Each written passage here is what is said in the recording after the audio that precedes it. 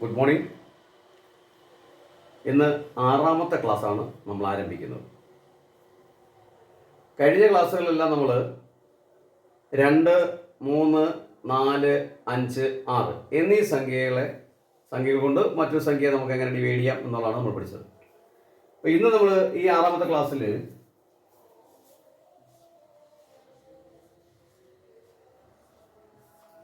ഒരു സംഖ്യയെ കണ്ടാൽ ആ സംഖ്യയെ 7 കൊണ്ട് ഹരിക്കാൻ സാധിക്കുമോ എന്നുള്ളതാണ്.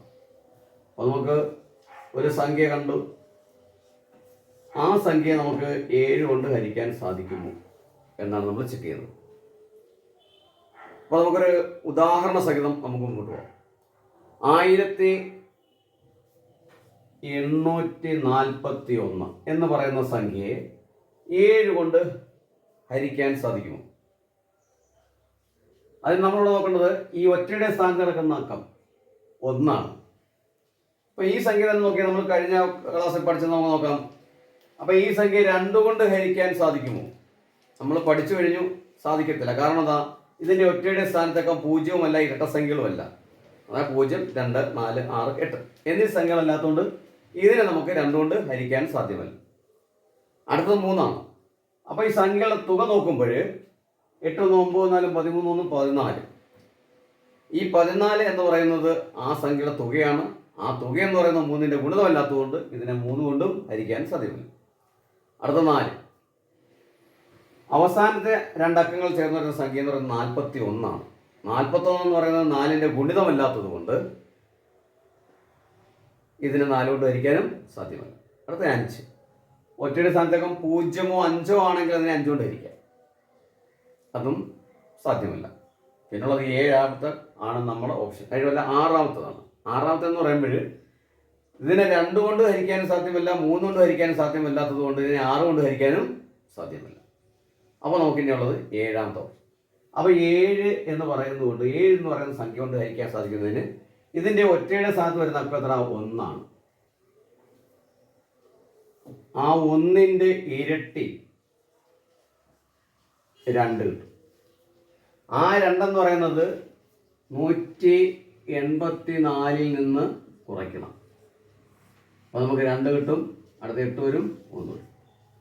അടുത്തത് 182ന്റെ ഒറ്റയുടെ സ്ഥാനത്തൊക്കെ എന്ന് പറയുന്നത് 2 ആണ്. അവ 2ന്റെയും 2 മടങ്ങ് 4. അത് 18 നിന്ന് കുറയ്ക്കണം.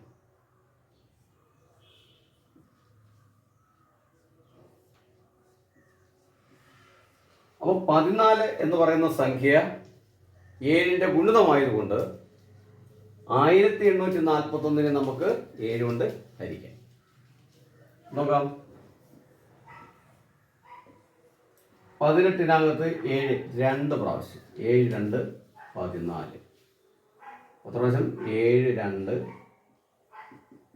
14. അപ്പോൾ 8, 4 പോയാൽ 4 പോയിട്ട് അടുത്ത് 44. 7 7 × 6 42. അപ്പോൾ 6 പ്രാവശ്യം. 4, 2, 2, അടുത്ത 1. 21. അപ്പം 3, 7, 21. അപ്പോൾ ഇത് മനസ്സിലാക്കാമെന്ന് വിചാരിക്കുന്നു. ഞാൻ ഒന്നുകൂടെ പറയാം. 1841 7 കൊണ്ട് ഹരിക്കാൻ സാധിക്കുമെന്ന് കണ്ടുപിടിക്കാൻ ആ സംഖ്യയുടെ ഒറ്റയുടെ സ്ഥാനത്ത് കിടക്കുന്ന അക്കം ഏതാണോ ആ സംഖ്യയുടെ ഇരട്ടി എടുക്കുക 2. ആ 2 എന്ന് പറയുന്നത് ബാക്കി വരുന്ന 184 നിന്ന് കുറയ്ക്കുക. അപ്പം 182. 182ന്റെ ഒറ്റയുടെ സ്ഥാനത്ത് വരുന്ന അക്കം ഏതാണ്? 2. ആ 2ന്റെ ഇരട്ടി 4. അത് അടുത്ത 18 നിന്ന് കുറയ്ക്കുമ്പോൾ 14. ആ 14 എന്ന് പറയുന്നത് 7ന്റെ ഗുണിതമായതുകൊണ്ട് 1841 നമുക്ക് 7 കൊണ്ട് ഹരിക്കാം. അപ്പോൾ 18നകത്ത് 7 2 പ്രാവശ്യം. 7, 2, 14. 8, 4 പോയാൽ 4. 4 താത്തിറക്കി. അടുത്ത് 6, 7, 42. 4, 2, 2, 1. 7, 3, 21. അപ്പോൾ നമുക്ക് 1841 7 കൊണ്ട് ഹരിക്കാൻ പഠിച്ചു. അപ്പം ഇത് കാണുമ്പോൾ പക്ഷേ നമുക്ക് തോന്നും ഈ സംഖ്യയെ ഇങ്ങനെ 7 കൊണ്ടെന്നാൽ നേരിട്ട് ഹരിച്ചുകൂടായിരുന്നു. നേരിട്ട് ഹരിക്കാം. എല്ലാ സംഖ്യകളെ നമുക്ക് എങ്ങനെ പൂർണ്ണമായിട്ടും നേരിട്ടുകൊണ്ട് ഹരിക്കാൻ നമുക്ക് സാധ്യമാണെന്ന് അറിയില്ല. അപ്പം ഒരു സംഖ്യ 7 കൊണ്ട് ഹരിക്കാൻ സാധിക്കുമോ എന്ന് നമ്മൾ ചെക്ക് ചെയ്യാനുള്ളത്. പക്ഷേ ഈ 7 കൊണ്ടുള്ള ഒരു ഹരണം നമുക്ക് ആവശ്യമായി വരുന്നത് ഫാക്ടറൈസേഷനകത്താണ്, അതായത് ഘടകക്രിയ രീതിയിൽ നമ്മൾ ചില സംഖ്യകളെ ഘടകങ്ങൾ കണ്ടുപിടിക്കണം. അപ്പോൾ ആ ഘടകങ്ങൾ കണ്ടുപിടിക്കുന്നത് അഭാജ്യ സംഖ്യകൾ ഉപയോഗിച്ചിട്ടാണ് നമ്മൾ ഘടകങ്ങൾ കണ്ടുപിടിക്കുന്നത്, പ്രൈം ഫാക്ടറൈസേഷൻ എന്ന് പറയും. അവിടെ നമ്മൾ ഈ 7ന്റെ ഉപയോഗം വരും. അപ്പോൾ നമുക്ക് ആ പ്രൈം ഫാക്ടറൈസേഷൻ പഠിക്കുന്ന സമയത്ത് നമുക്ക് അന്നേരം ഇതിൻ്റെ ഉപയോഗം അന്നേരം അവിടെ എങ്ങനെയാണെന്ന് കണ്ടുപിടിക്കാൻ പറ്റും. അപ്പോൾ ആ സംഖ്യ 7 കൊണ്ട് ഹരിച്ചാൽ നമുക്കത് കിട്ടുമോ, അതിനെ ഘടകങ്ങളാക്കാൻ പറ്റും എന്നറിയാം. അപ്പോൾ ഇന്നത്തെ നമ്മുടെ ക്ലാസ് നിങ്ങൾക്ക് എല്ലാവർക്കും ഇഷ്ടപ്പെട്ടു എന്ന് ഞാൻ വിചാരിക്കുന്നു. നിങ്ങളുടെ വിലയേറിയ അഭിപ്രായം അറിയിക്കാൻ മടിക്കരുത്. ക്ലാസ് ഇഷ്ടപ്പെട്ടെങ്കിൽ വളരെ സന്തോഷം. Thank you.